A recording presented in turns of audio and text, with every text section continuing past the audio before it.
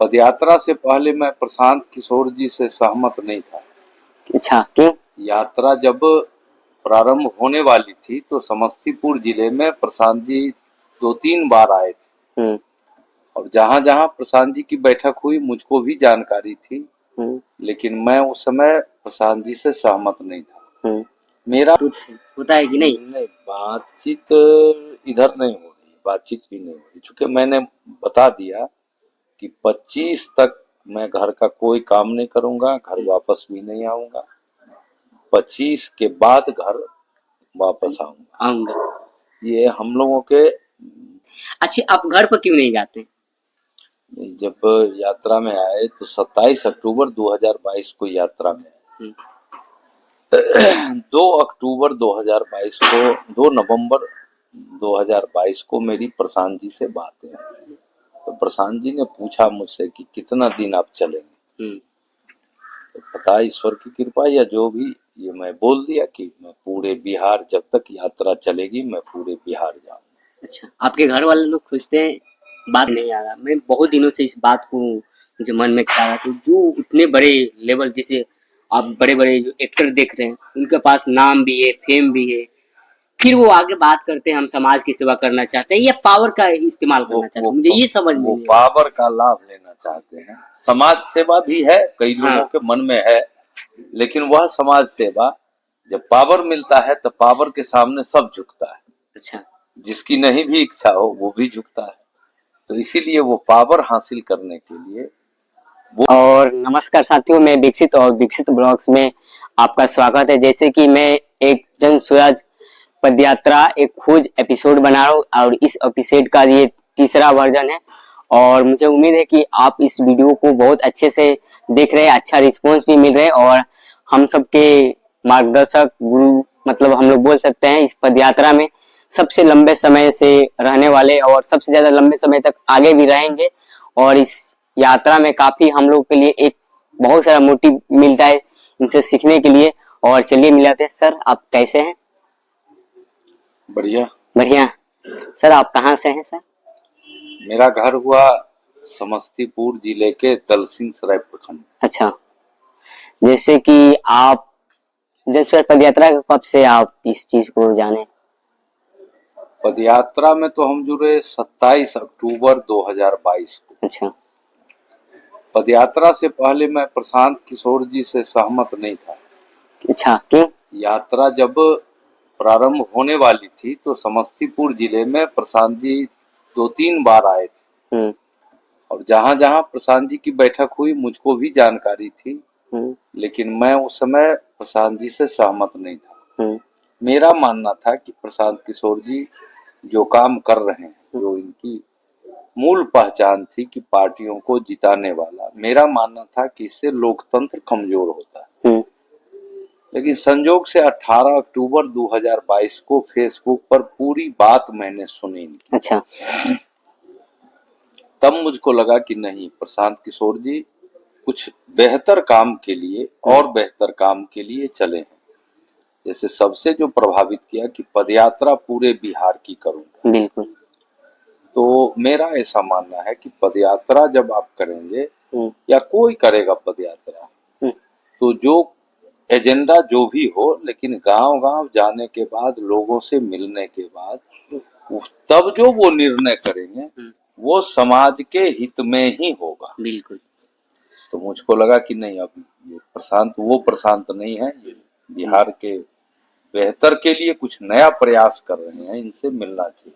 अच्छा सर, जैसे ये पदयात्रा आपने कभी पहली बार सुना या आपने पहले आपने किया था? नहीं, पदयात्रा मैंने पहले 2015 में 48 किलोमीटर की पदयात्रा मैंने की। आप भी पदयात्रा किए थे? अच्छा।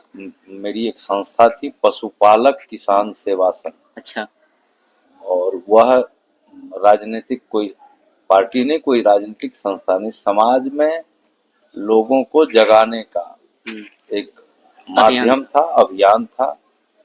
और पशुपालक समाज की बात मैं करता था। अच्छा। जो गाय पालते, भैंस पालते, बकरी पालते, क्योंकि इस देश की देखिए त्रासदी यही है कि जिससे भी मिलिए बात कीजिए। बिल्कुल। तो जो 5 से 7 पीढ़ी ऊपर अपने अपने पूर्वज का नाम नहीं जानता, वो बात करेगा जात की, वो बात करेगा धर्म की, बिल्कुल। तो काम की बात कौन करेगा। संविधान के प्रस्तावना का पहला लाइन है, हम भारत के लोग, हम हैं जाति के लोग, हम हैं धर्म के लोग। तो हम भारत के लोग अगला जन्म में बनेंगे, कब बनेंगे। अच्छा है।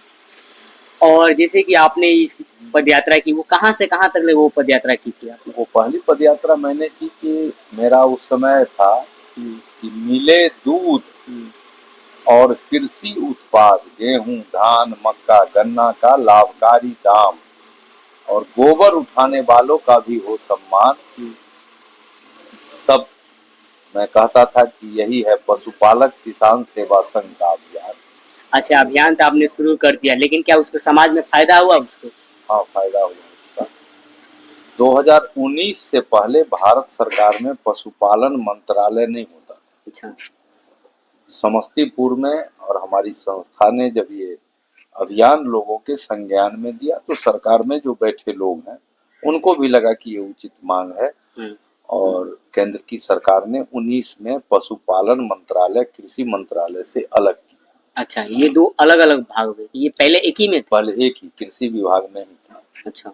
अब इसका नतीजा है, अभी उसमें और बातें हैं जो अभी भी है, और फिर इस अभियान के माध्यम से भी इन बातों की चर्चा करते हैं, वातावरण बनाते हैं, और बाद में इस पर बातें भी होगी, संज्ञान भी में भी आएगा। दूध 1991-92 में 1.5 लीटर दूध बेचते थे। अच्छा।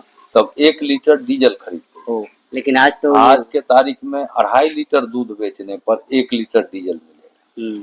तो जो पशुपालन का काम करते हैं उनके चेहरे पर लाली कैसे है, उनके बाल बच्चों की खुशहाली कैसे है, और पशुपालक और किसान बेहाल है, हाँ दलाल माला माल है।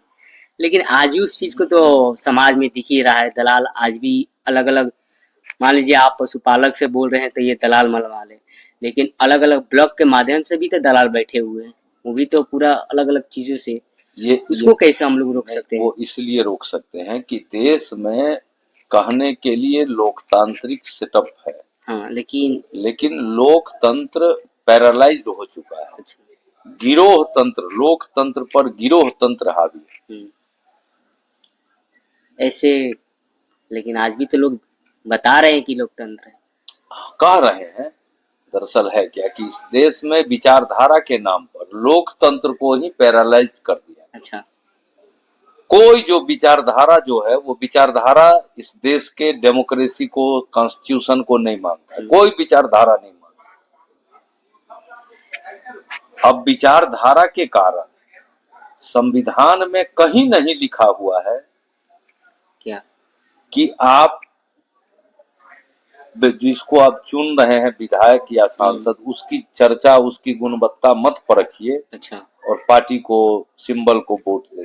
अच्छा, जैसे आज आपने पार्टी की बात की है, आपने कभी इससे पहले पार्टी कोई ज्वाइनिंग किए थे? हाँ। कौन सी? मैं जब छात्र जीवन में था तब कर्पूरी जी के कारण, कर्पूरी ठाकुर जी के कारण राजनीति की प्रेरणा जगी। अच्छा, आपको उस समय? फिर राजनीति में छात्र जीवन में भी, मैं जब छात्र जीवन में ग्रेजुएशन में था तब अपने कॉलेज में एक नया संगठन बनाया था, युवा छात्र संगठन। अच्छा, आपने? हाँ। उस समय? हाँ। तो आपको उस समय राजनीति में इंटरेस्ट था? 86 की बात। अच्छा। 1986। अच्छा। 1986 की घटना। तो तब से मान लीजिए अलग करने की एक अपनी अभिरुचि रही है।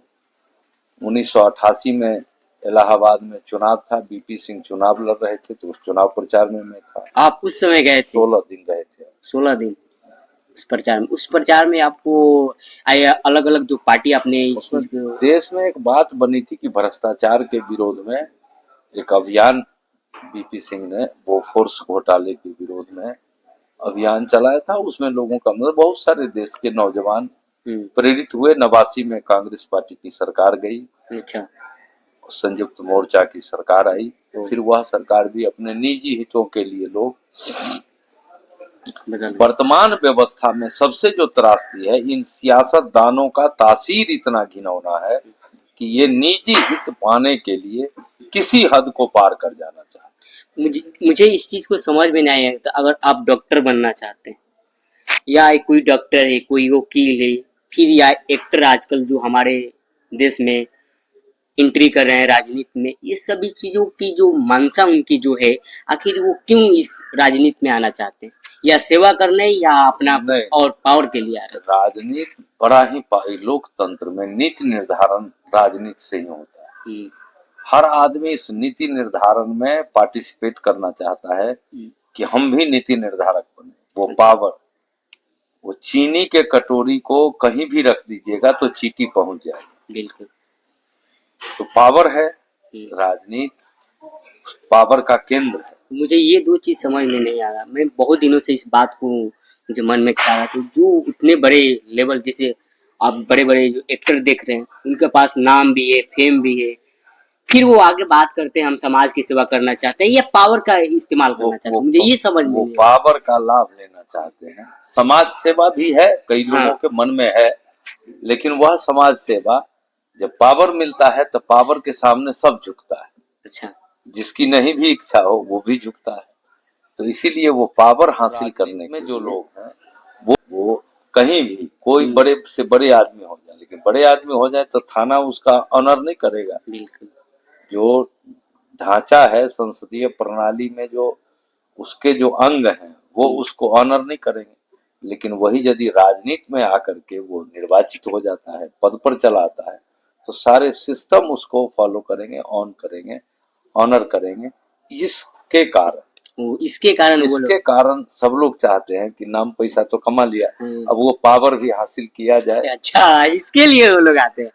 हमें इस चीज को बहुत दिनों से इस बात को मुझे ख्याल आता था, इसलिए आपसे पूछा। चर्चा थोड़ा लंबा हो जाएगा। नहीं, आप पूरा फुल है चर्चा कीजिए इसके बारे में। मानव का स्वभाव है, अच्छा, पूरे ब्रह्मांड में, पूरे कायनात में पिछले जन्म की कोई घटना किसी को याद नहीं, और भविष्य में क्या होगा इसका केवल अनुमान है, प्रमाण भी किसी के पास नहीं।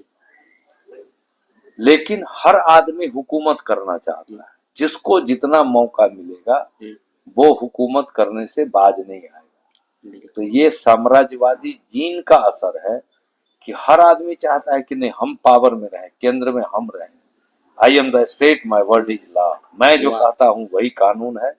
इसको कैसे लागू करें, वो चाहे माध्यम अनेक हो, चाहे जो टीचर है, जो परिवार का मुखिया है, वो परिवार के लोगों पर ही शासन करता है, लेकिन शासन ये साम्राज्यवादी जीन है। अच्छा, तो जो एक्टर हो या जो विविध क्षेत्र में भी किसी ऊर्जा बड़े पद पर, बड़े जगह पर, सम्मान के जगह पर चले गए हो, फिर भी लगता है कि नहीं, वो पावर हमको चाहिए जहां सब झुके आकर के। अच्छा, नीति निर्धारण में हमारी भूमिका हो, इसके कारण आना चाहिए। समझ गए कि जो उन लोग की जो एक्टर हैं, जो फेमस है, इसके वजह से मतलब चांसेस इसका ज्यादा रहता है, पावर की जो चीजें इसके लिए आते हैं। जैसे कि आप पद यात्रा में काफी लंबे समय हुए, ऐसी घटनाएं हमें बताइए, कुछ अनुभव बताइए इस यात्रा को, इस यात्रा को कैसे, कितना लोग जानते हैं? लोग जान रहे, देखिए ये प्रयास हिंदुस्तान में प्रशांत किशोर जी जो प्रयास कर रहे हैं, इससे पहले 2349 बरस पहले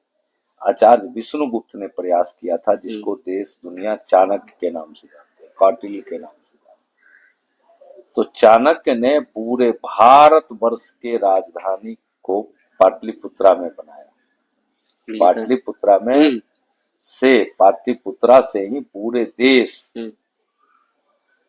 का नीति निर्धारण पाटलिपुत्रा में होता था, और ये निर्माण आचार्य विष्णुगुप्त ने किया। लेकिन आज तो ये उल्टा हो गया। और उस कालखंड में 1500 वर्षों तक उसी पाटलिपुत्रा से शासन व्यवस्था चलती है, 12वीं सदी तक। उसके बाद फिर मुगल आए, फिर ईस्ट इंडिया कंपनी आई, ब्रिटिश गवर्नमेंट ने अपने हाथ में शासन लिया। तब गांधी जी 107 वर्ष पहले चंपारण आए। जब गांधी आए थे, गांधी के पक्ष में बहुत सारे लोग, आज जरूर कितनी बातें करने वाले, आजकल तो व्हाट्सएप यूनिवर्सिटी चला है, वो जो भी रहे हो, गांधी के उस पक्ष को जानो। गांधी जब चंपारण आए थे, उससे 3 महीना पहले दुनिया में एक बड़ी घटना घटी। लेनिन ने बंदूक के बल पे जार शाही को खत्म किया था। रूस में जार का राज था, उस राजा के राज को खत्म करके कम्युनिस्ट पार्टी की सत्ता स्थापित की थी फरवरी 1917। और उसी के 3 महीने के बाद गांधी चंपारण आए। अच्छा। और चंपारण गांधी आकर के कहीं लोगों को ये नहीं कहा कि आप लोग भी लाठी इकट्ठा कीजिए, अंग्रेज को मार के भगा दीजिए। गांधी जानते थे कि ये क्षमता नहीं है, और जो लोग इकट्ठा करेंगे तो वो नहीं मारेंगे भी, तो उससे आजादी नहीं मिली। गांधी ने सत्य, अहिंसा और सत्याग्रह की बात कही, समाज को जगाया। समाज के लोग को लगा कि नहीं, आजादी हमारा अधिकार है। ये बात गांधी ने समझाई लोगों को। अच्छा। कि आजादी अधिकार है, जीने का ढंग अधिकार है, अपने जीवन में उन्नति कैसे होगा।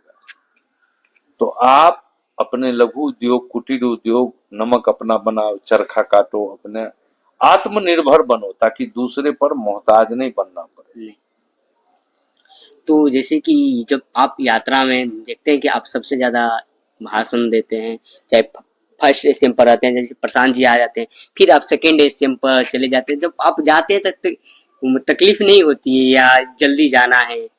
नहीं, इस कालखंड में ये इसलिए हूँ। आप इस उम्र में इतने फास्टिंग काम करते हैं। अब मुझको चुनाव भी नहीं लड़ना है। अच्छा, आपको चुनाव नहीं लड़ना, फिर भी तब क्यों आप इतना सेवा कर रहे हैं? यही बात है। एक बेटा प्रशांत किशोर, जो मानव सभ्यता के विकास में एक नया इतिहास, एक नया लकीर खींचने के लिए अपने जीवन का उन्होंने सर्वस्व दांव पर लगा के इतने बड़े अभियान चला रहे।